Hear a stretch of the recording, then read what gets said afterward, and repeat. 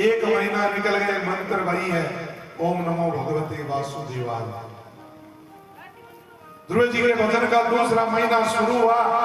6 दिन तक बिल्कुल कुछ नहीं खाते, शाम को केवल पत्ते तोड़कर खा लेते हैं, फल भी नहीं खाते। मंत्र वही है, ओम नमो भगवते वासुदेवाय। अखंड भजन चल रहा है। ध्रुव जी के भजन का तीसरा महीना आरंभ हुआ।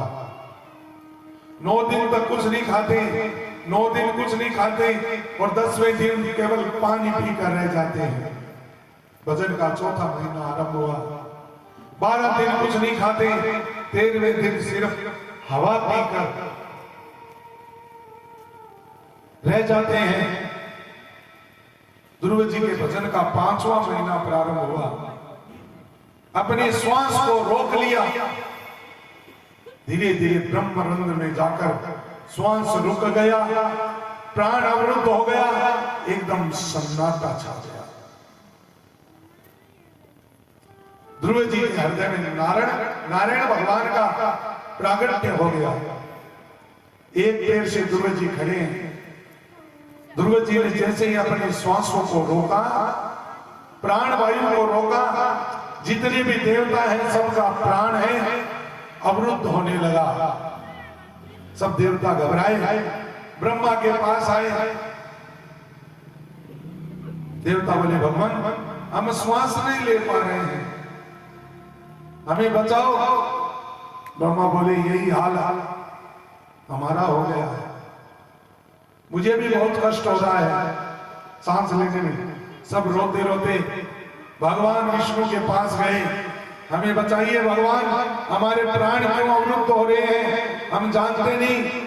और उन्होंने कहा, देवताओं डरो नहीं, मेरा नन्हा सा भगत मेरी समाधि में है, वो इतना ध्यानस्थ हो गया है, उसका ध्यान मग्न इतना हो गया है कि उसका प्राण अवरुद्ध है। अभी जाकर मैं उसको दर्शन देता हूं, आपका श्वास चलने लग जाएगा। भगवान ने गरुड़ को तैयार किया। भागवत में ऐसा नहीं लिखा है। ध्रुव जी को दर्शन देने जा रहे हैं, नहीं, भागवत में लिखा है भगवान ध्रुव जी का दर्शन करने जा रहे हैं। मधुवन में ध्रुव जी को देखने जा रहे हैं, दिखाने नहीं। लेकिन ध्रुव जी महाराज के हृदय में जो झांकी है भगवान की, जिस पर ध्रुव जी का मन केंद्रित हो गया, श्वास लेना भूल गए। एक पैर पर ध्रुव जी खड़े थे, संसार का कुछ भी भान नहीं था, देहाभिमान की निवृत्ति हो गई।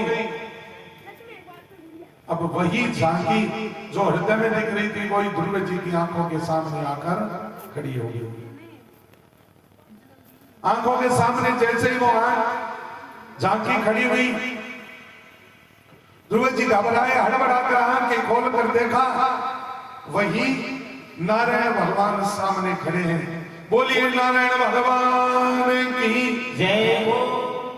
जैसे नारायण का दर्शन ध्रुव जी को हुआ, उनका प्राण है वो संचरित हुआ। समस्त देवताओं का श्वास संचरित हो गया।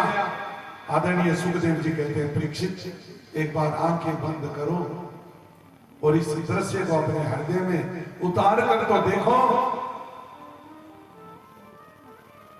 नन्हा सा 7 वर्ष का बालक सामने खड़ा है, चतुर्भुज नारायण ध्रुव को दर्शन दे रहे हैं।